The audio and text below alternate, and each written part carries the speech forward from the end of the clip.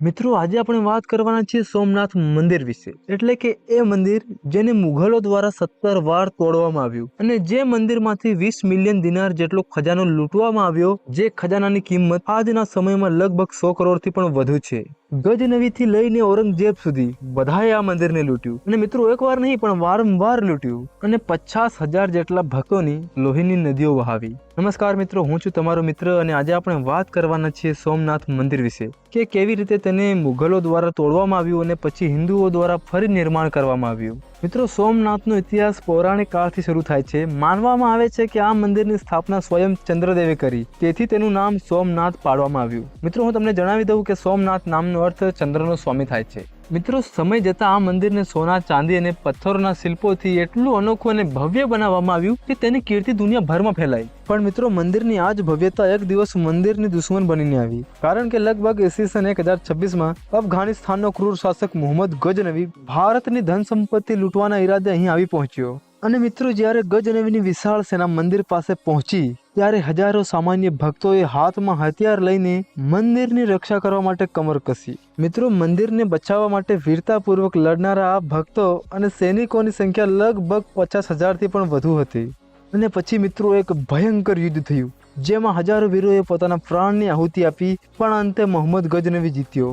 અને મિત્રો, પછી મંદિરને તોડી પાડવામાં આવ્યું અને મુહમ્મદ ગજનવીએ મંદિરની કરોડોની સંપત્તિ, જેમાં સોનું, ચાંદી અને કિંમતી રત્નો હતા, તે બધું લૂંટી લીધું। મિત્રો, કેટલાક ઇતિહાસકારો મુજબ લગભગ 20 મિલિયન દિનારની લૂંટ થઈ હતી, જેની કિંમત આજના સમયમાં અરબોમાં થાય છે। મિત્રો, સોમનાથનું પતન માત્ર એક મંદિરનું નહીં પણ એક યુગની આશાનું ધ્વંસનું પ્રતીક બન્યું। પણ હંમેશા યાદ રાખો કે ભલે સોમનાથ મંદિરને તોડવામાં આવ્યું પણ લોકોની આસ્થાને નહીં।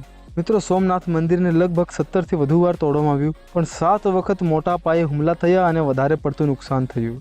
એના પછી મિત્રો, ઈસવીસન 1299માં દિલ્હીના સુલતાન અલાઉદ્દીન ખિલજીના સેનાપતિએ ફરીથી મંદિરનો નાશ કર્યો। એમ તો મિત્રો, મેં તમને જણાવ્યું કે મંદિરને ઘણી વખત તોડવામાં આવ્યું, પણ અહીં હું તમને 2-3 મોટા હુમલાઓ વિશે જણાવીશ કે જેમાં મંદિરને વધારે નુકસાન થયું। અને મિત્રો, પછી આ મંદિરને છેલ્લી વાર અને સદીઓ પછી એટલે કે ઈસવીસન 1706માં મુઘલ શાસક ઔરંગઝેબે અંતિમ અને સંપૂર્ણ વિનાશ કરવાનો આદેશ આપ્યો અને સંપૂર્ણપણે મંદિરનો નાશ કરી દેવામાં આવ્યો।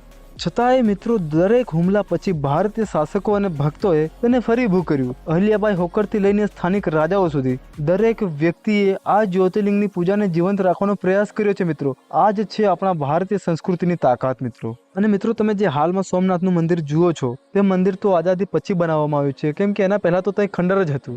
જ્યારે નવેમ્બર 1947માં દેશના લોખંડી પુરુષ એટલે કે સરદાર વલ્લભભાઈ પટેલે સોમનાથના ખંડેરો ઉપર ઊભા રહીને એક ઐતિહાસિક પ્રતિજ્ઞા લીધી કે સોમનાથનું મંદિર એ રાષ્ટ્રીય અસ્મિતાનો વિષય છે અને તેનું નિર્માણ થવું જ જોઈએ। અને મિત્રો, પછી 1950માં સરદાર પટેલની પ્રેરણા અને સાહિત્યકાર કનૈયાલાલ મુનશીના અથાગ પ્રયાસોથી નવું અને ભવ્ય મંદિર બનાવવાનું કામ શરૂ કરવામાં આવ્યું। પણ મિત્રો, દુર્ભાગ્ય સરદાર પટેલ આ ભવ્ય દિવસ ના જોઈ શક્યા, કારણ કે તેમનું નિધન થઈ ગયું।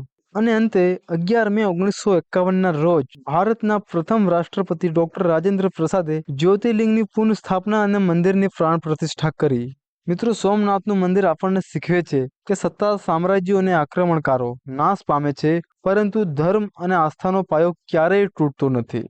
મિત્રો, વિડીયો સારો લાગ્યો હોય તો વિડીયોને લાઇક કરી આપણી ચેનલને સબસ્ક્રાઇબ કરી લેજો।